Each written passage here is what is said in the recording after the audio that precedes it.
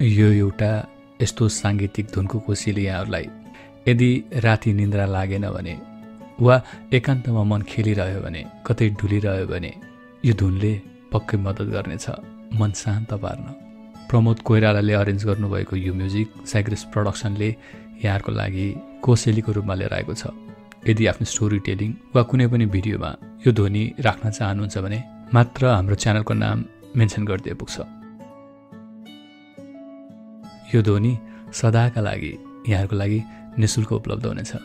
यसको पुरा भाग साइग्रेस अफिसियल नामक युट्युब च्यानलमा उपलब्ध छ। यसको आनन्द उठाउनुहोला।